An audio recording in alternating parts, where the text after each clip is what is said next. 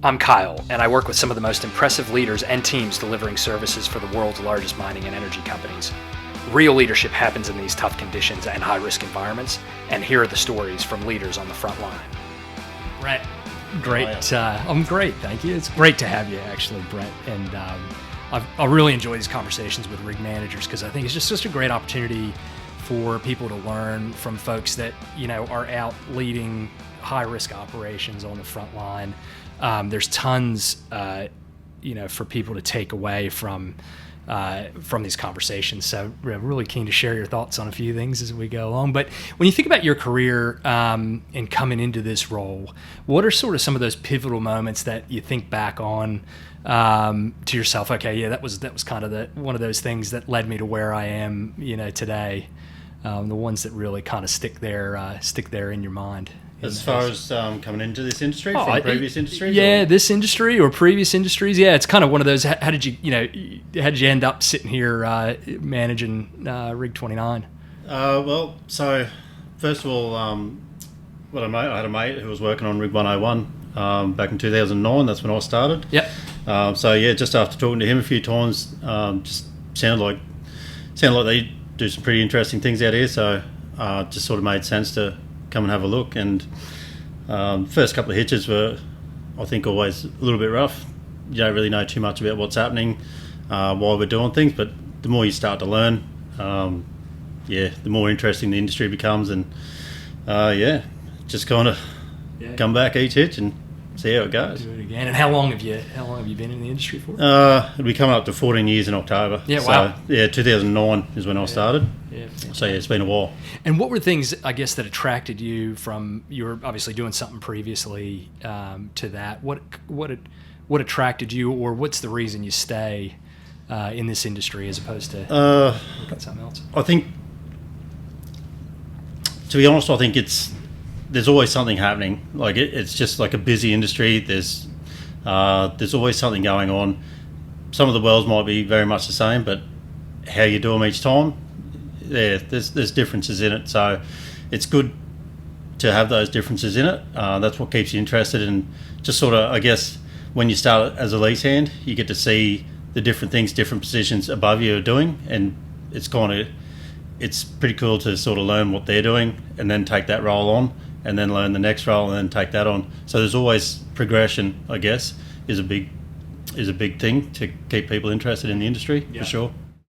And that progress, are there moments, when you think back on the 14 years that you've been doing this, what are the moments, what were the highlights, the things you go, geez, yeah, that was that's the reason I keep coming back? I think getting to work with the different people. There's as we all know, there's a big difference in a lot of people out here. So you get to work with a lot of different guys, which is cool. You get to sort of, once you go sort of derricks, drilling, rig managing, getting to understand people and how they work and how you can get them to work in probably the best way to get the most out of what they're going to do for their day. And as a leader, when you're working with those different people, what are some of the strategies or tactics that you employ to, each, like you said, each person's different. They've got different motivators. How do you go about, engaging with each one of these kind of different people on your rig, and what's the style there? So pretty much the biggest thing, I guess, is actually just getting to know the person, what makes them tick, how they react to certain situations, how they react to certain instructions. Like you say, everybody is different, and there's no set in stone sort of way to go about it. It's just very much getting to know the individual and working through how they perform, what makes them go. Yeah, and I find every great leader's got that level of empathy, right? Thinking about the other person, how they're motivated, and how you're going to best influence them. But I also find great leaders have kind of the non-negotiables, the things that everybody's got to adhere to work with you. What are some of those things when you think about the kind of those non-negotiables you expect your team to deliver on? Look, the main and first non-negotiable is obviously the safety of the boys. Not just the boys, but any third party, anybody that steps onto your site, is their safety is paramount and always comes first. So that's obviously your first non-negotiable. Also up there is just kind of respect, like not only showing respect for each other, but again for any third party that we work with, whether it be a truck driver or somebody coming to collect the bins, like show everybody that same respect that you expect on your own, basically. So, you know, I think they're the main two non-negotiables for me. But yeah, definitely the safety of the boys. Like you spend, you know, pretty much as much time with these guys as you do with your own family. So you kind of, yeah, you got to look after them. Yeah, there's a big care piece in there, isn't it? I mean, it's kind of becomes a family. That's what I've always been amazed by coming out to these rig sites. And when you, I mean, you said safety is paramount, which I think we all, you know, should agree with. But how do you either go about communicating or instilling that in your team, especially, you know, the new people? And I think, you know, this industry, along with a lot of other industries, are, you know, full of people coming in that are relatively new, maybe coming from different backgrounds or different cultures, whether it's the business they've worked for or the industry. But how do you go about, you know, instilling, you know, what safety means to you in this environment when they show up on site? Basically, just through your conversations, through your everyday conversations when you're out there with them. Talk to them about why we do things, how we do it, and what the reason is that we do it that way.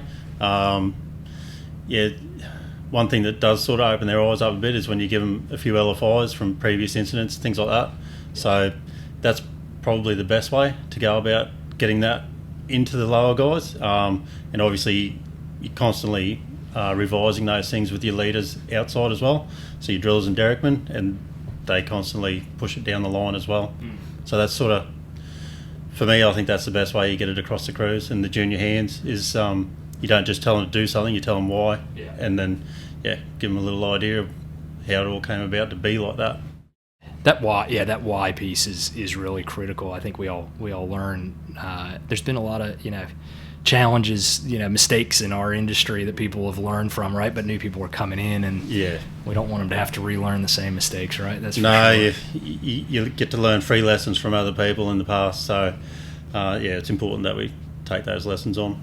And what I'll throw you a question that's often challenging for leaders, so I'll preface it with that. But take it easy on me. I will, you know. But is there something in your mind that your team or your crew doesn't know about you, but is something you wish they did know about you?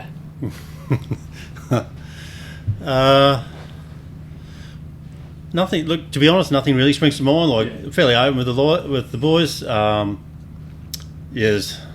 There's not too many things that they don't know that I would actually want them to know.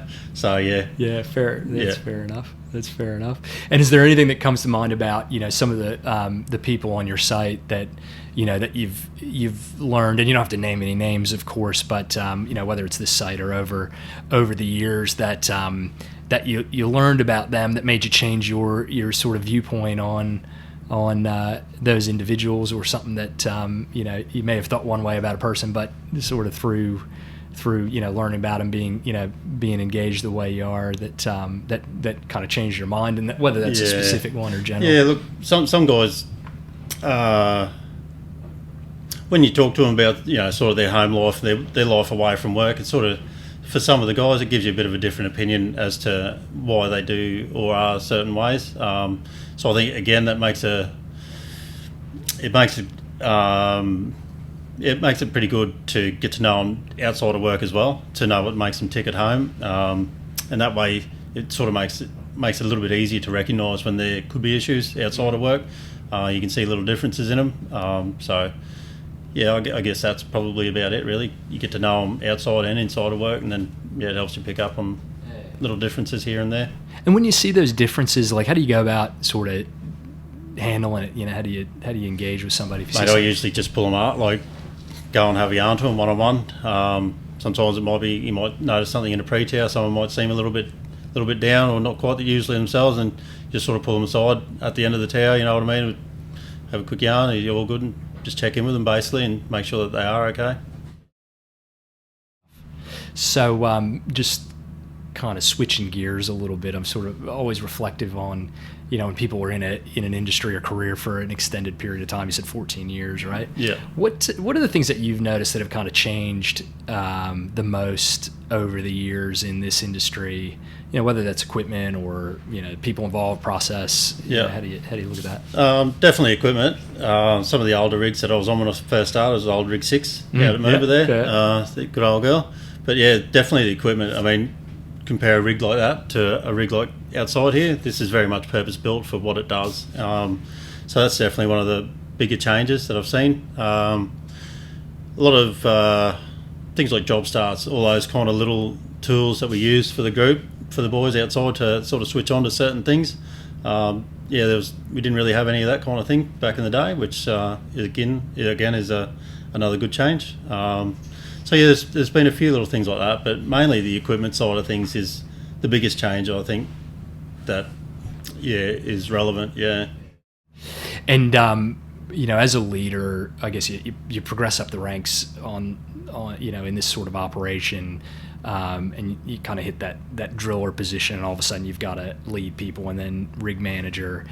Is there anything you think about as you're sitting here today that you look back on that time and you go, geez, I wish I would have known that when I started leading people, or I've learned over the years that's been really important?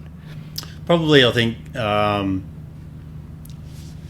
something that I probably should have or would have liked to have understood sooner was getting to know how somebody works, getting to know like what makes them tick, how you can get the most out of them. Took me a little while to learn that when I first went drilling and like legitimately had my own crew to run. But yeah, I think that's, looking back on it, that's definitely one thing I wish I had have figured out a bit sooner. Yeah. So, yeah. Yeah, it's interesting, isn't it? I think that's it's certainly a reflection that I've had over the years around the balance of getting caught up in kind of the day-to-day part of the job and the stuff I've got to do, as part of my job. Yeah. Versus making sure the team's right. I understand the people involved. Yeah. And I probably have a similar reflection to you that, if I went back, I'd tell myself that's the place, start with the team first, or start with the individuals first, and then, worry about the rest of the job as a leader. Because if your team's working, man, you're miles ahead. Yeah, exactly. On the other stuff you have to do, I think. So. I mean, you're dead on. Yeah. Getting to understand the boys and getting them to get together as a group. Yeah. That's the key to performance. And how do you know? Talking about performance, I find, especially rig managers, that a lot of them have this bit of sixth sense about whether things are going well or not, just by kind of just watching what's going on. Yeah. What are the things that you tend to watch when you're watching your team perform on a day-to-day basis to kind of give you indicators as to whether things are going well or whether there's some stuff to work on? Probably their communication, body language in between them, but communication is a fairly early indicator of where the boys are at for the day. If they're up and about and communicating well, generally that's hand in hand with the boys getting about. Sometimes you might notice the communication's not quite as what it is the day before, and could be for a number of reasons. You know what I mean? Could be for anything really, but they're usually the leading indicators for me, is just seeing how the boys are interacting with each other. Yep. And is there anything you think about? I mean, we've covered a bunch of stuff here, so we've sort of covered a fair bit. But is there anything else that you think about that that other leaders should sort of think about, learn about, consider? Either you've learned the hard way or something that somebody that a mentor or somebody taught you that you went, geez, that's a valuable thing to know about. I think one of my first rig managers said you get what do you say to me? You get more with honey than spice. So yeah, look after your boys. Treat them with respect, I guess. Like I'm sure every manager does. But yeah, I think that's probably one of the biggest things is respect the boys, and the boys respect you back. And I think you're right. Sort of a lot of managers do that, but also this is why I'm sort of doing some of these videos. Is I think there's a great opportunity for people to hear from others about kind of how they go about doing things, and take some of those lessons away, or go, no, I do it a bit different. Either way, it kind of makes everybody start to think. But that's fantastic stuff. Look, I really appreciate you getting in front of the cameras. I know some people find it more comfortable than others, but just some great stuff to learn. So thanks a lot, Brett. Really appreciate it. Pleasure, mate. No dramas at all. Fantastic.